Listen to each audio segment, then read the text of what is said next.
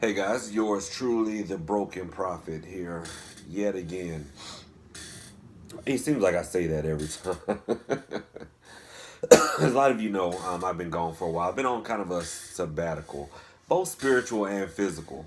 You know, it's important to take a break sometimes. You've got to.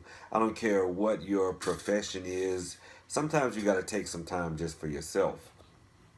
And that's what I've been doing. So I will be catching up on emails and text messages and things like that that I might have missed while I've been away.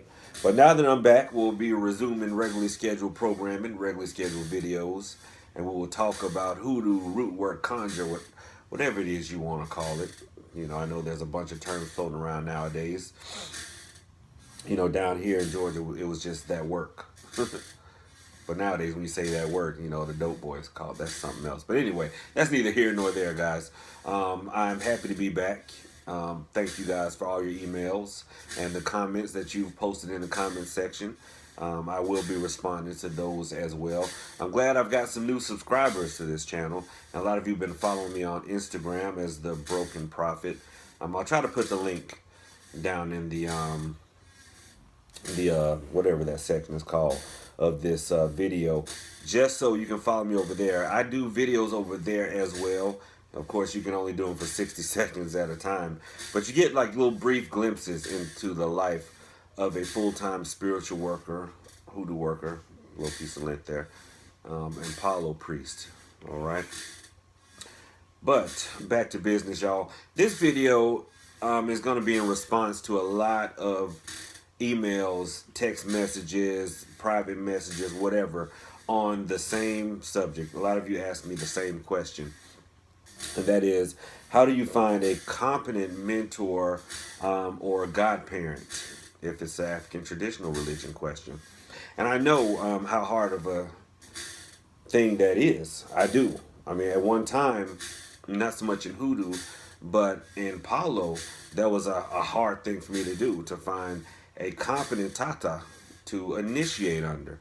And a lot of you, with this current spiritual awakening, and you're coming to hoodoo, you're coming to the African traditional religions, be it Palo, be it one of the Orisha traditions, Lukumi, traditional Ifa, or whatever, be it Haitian Vodou, or Kimbanda. You guys are coming to these things and you're interested. You've got that fire in you, desiring knowledge. And you go to blog posts and you go to Facebook groups and you go to all these things and you're interested. But you may have also had some negative experiences. And you're afraid. You're afraid of being scammed. You're afraid of finding the wrong person. And you guys, you come to me and you ask me, well, how do I pick out a competent person to apprentice under or to be initiated under? And you know what? It's actually a lot easier than you think. See, part of it comes from divorcing yourself from the programming, okay? And by programming, I mean the programming of society. See, society has conditioned us to believe certain things are normal, okay?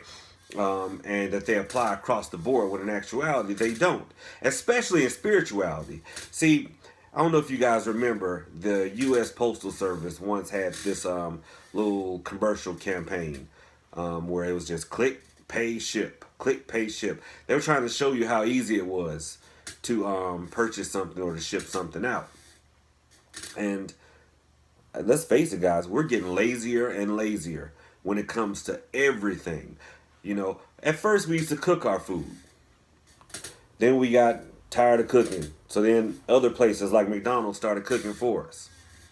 So then we got addicted to fast food. Okay? After a while, looks now, we've gotten too damn lazy to even go to McDonald's. And I know people that click that, that Uber Eats.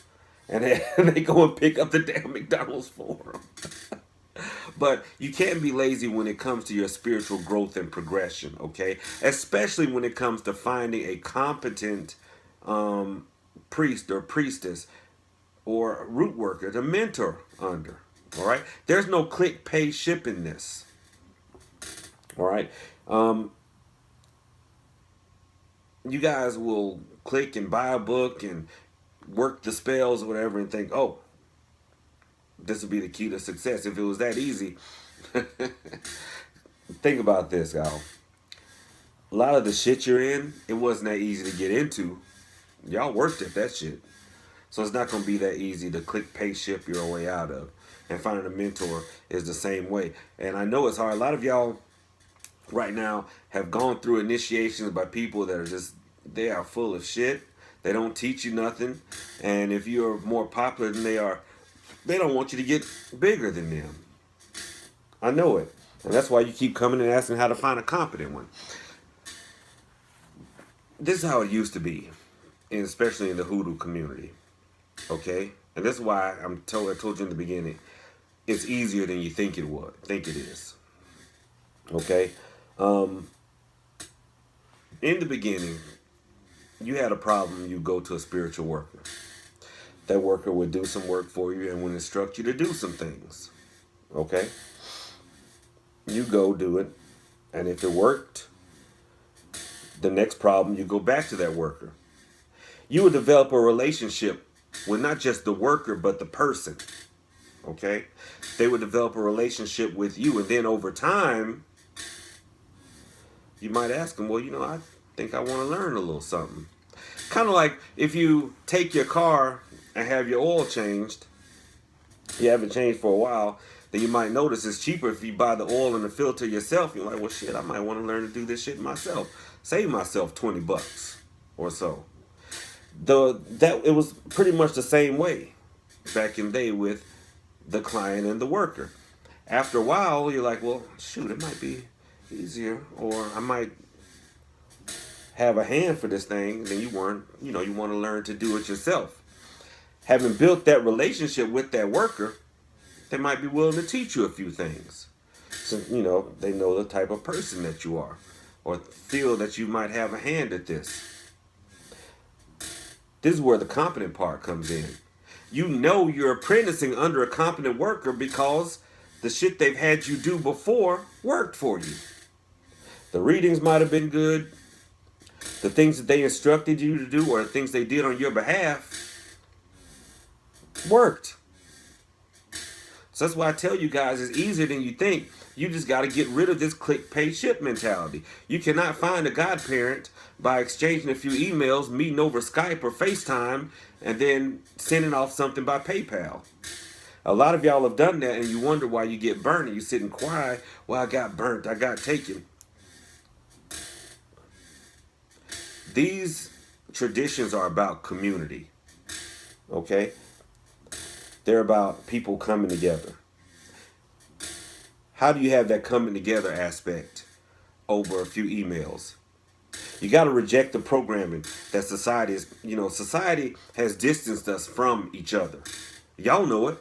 How many people a day tell you, well, I don't like talking on the phone, but they'll text your ass from the time you wake up to the time you go to bed, okay? But they don't like talking on the phone.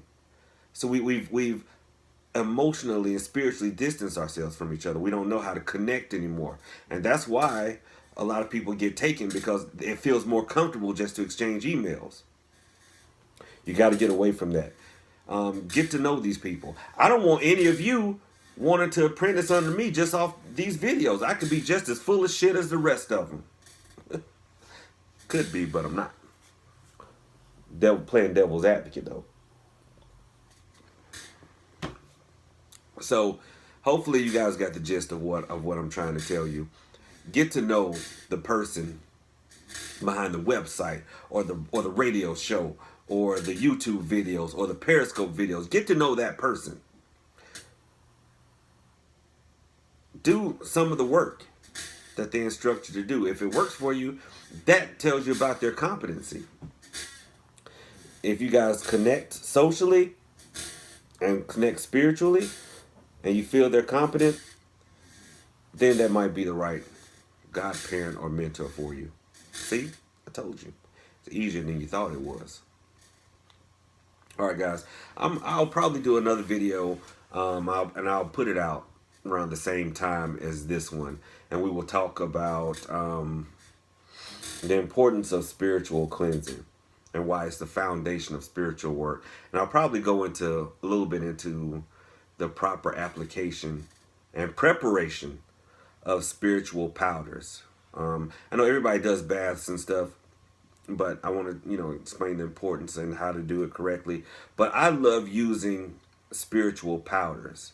Okay, they're quick, they're easy, they're effective, and you can use them a bunch of different ways. All right, it's not just rubbing it all over your body like shower to shower and expecting some shit to happen. There's more you can do with it, and I'm gonna tell you how in the next video. Follow me on Instagram if you want a quick glimpse, in 60-second videos and a few pictures on how I do things just in the day-to-day. And I promise you guys the videos will be forthcoming again. Thanks for the comments, guys. I appreciate them. I answer every email. I will try to put more information down in the section on how to contact me if you would like a spiritual reading, either in Hoodoo, Palo. I do throw bones as well. Or if you just have general questions on these things. All right. Thanks everybody for tuning in, and watch out for the next video. Assalamu alaikum.